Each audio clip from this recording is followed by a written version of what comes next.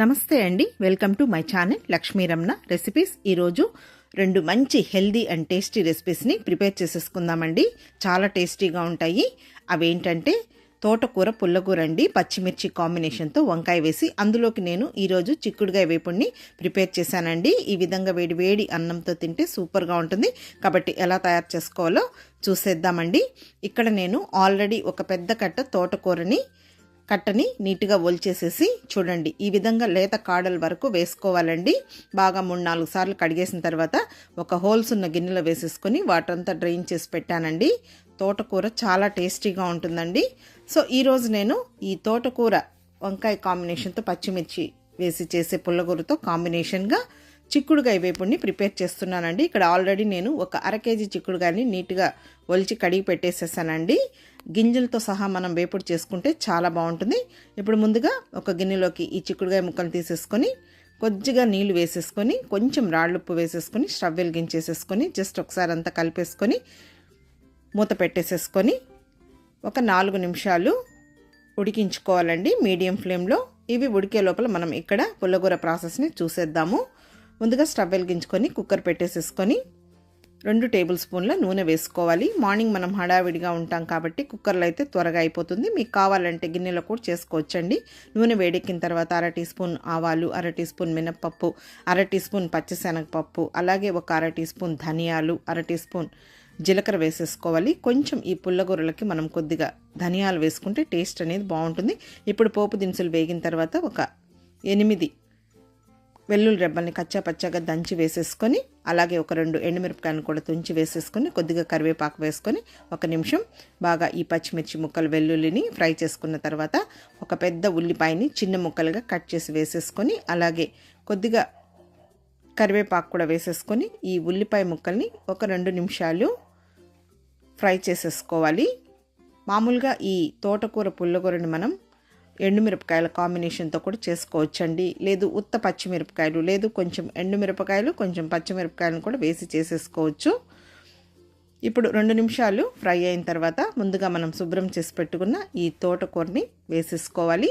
ఇక్కడ నేను తోటకూరతో చేస్తున్నాను కదా అండి, మీరు కావాలంటే సిర్రాకు లేదు మిక్స్డ్ లీవ్స్ని కూడా వేసేసుకోవచ్చండి. అంటే గోంగూర, పాలకూర, చుక్కకూర అలా కూడా వేస్ట్ చేసుకోవచ్చండి.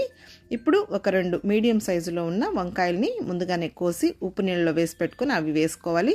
అలాగే ఒక 2 మీడియం సైజులో ఉన్న టమాటోలను కూడా ముక్కలుగా వేసేసుకొని ఒక 1/2 టీ స్పూన్ పసుపు పొడి, 1/2 టీ స్పూన్ ధనియాల పొడి, రుచికి సరిపడ రాళ్ళుప్పు, అలాగే కొద్దిగా కొత్తిమీర కూడా చాప్ చేసి వేసేసుకోవాలి.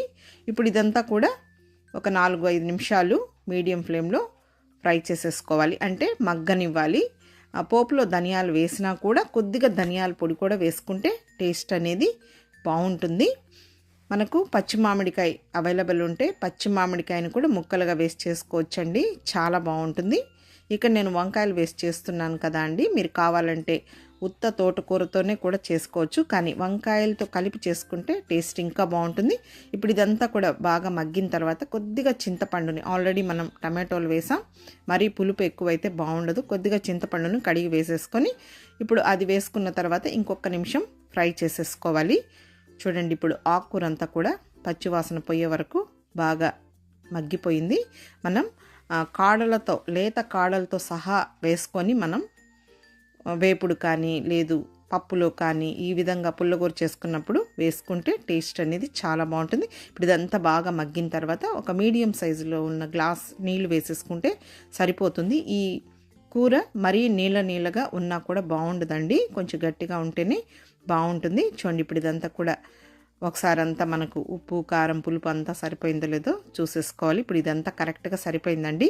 ఇప్పుడు కుక్కర్కి మూత పెట్టేసేసుకొని హై ఫ్లేమ్లో ఒక 3 విజిల్స్, కొద్దిగా తోటకూర ఉడకడానికి టైం పడుతుందండి, 3 విజిల్స్ పెట్టేసుకుంటే సరిపోతుంది. ఇప్పుడు ఆ విజిల్స్ వచ్చే లోపల ఇక్కడ చిక్కుడుగాయ ప్రాసెస్ చూద్దామండి.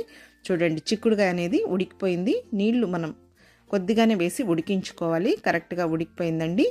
ఆ నీళ్లు వంపకుండా నేను కర్రీ కానీ వేపుడు కానీ చేస్తాను. ఇప్పుడు స్టవ్ వెలిగించుకొని ప్యాన్ పెట్టేసేసుకొని ఇందులో 1 టేబుల్ స్పూన్ నూనె వేసుకొని వేడెక్కిన తర్వాత 1/2 టీ స్పూన్ ఆవాలు, 1/2 టీ స్పూన్ మినప్పప్పు, 1/2 టీ స్పూన్ పచ్చిశనగపప్పు, ఒక 1/4 టీ స్పూన్ జీలకర్ర వేసేసుకొని ఈ పోపు దినుసుల్ని ఫ్రై చేసేసుకోవాలి.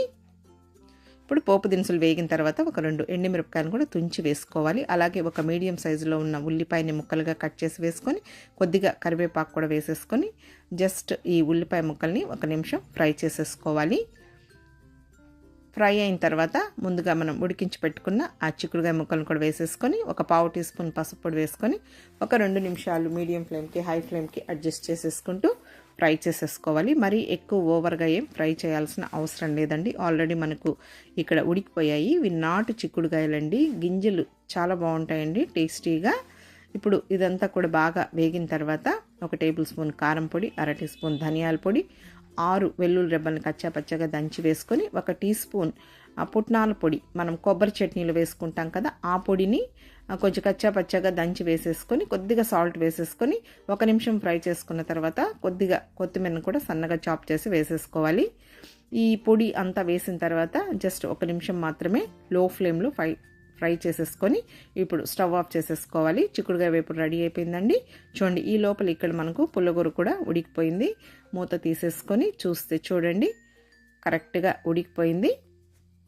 ఇక్కడ నేను తోటకూర పుల్లగూరలో ఒక 2 మాత్రమే ఈ క్వాంటిటీకి వంకాయలు వేసానండి. మీకు కావాలంటే ఇంకా కూడా వేసేసుకోవచ్చు. ఇప్పుడు ఆ పచ్చిమిర్చి మనం చిన్న ముక్కలుగా కోసుకున్నాం కాబట్టి అవి ఆల్రెడీ బాగా ఉడికిపోయి ఉంటాయి. సో ఇప్పుడు ఇదంతా కూడా పప్పు గుత్తితో మ్యాష్ చేసేసుకోవాలి. వంకాయలను అక్కడక్కడ కనిపించేటట్టు ఉంచాలి. అంతే అండి, మనకు పుల్లగూర కూడా రెడీ అయిపోయింది. ఇప్పుడు నేను ఒక ప్లేట్లోకి ఇక్కడ నేను బ్రౌన్ రైస్తో డిష్ అవుట్ చేస్తున్నానండి. ఈ విధంగా వేడి వేడి బ్రౌన్ రైస్తో ఆరోగ్యకరమైన ఈ తోటకూర పుల్లగూర అలాగే చిక్కుడుకాయ వేపుడుతో సూపర్గా ఉంటుందండి. ఈ కాంబినేషన్ నేను ఎక్కువగా చేస్తూ ఉంటాను.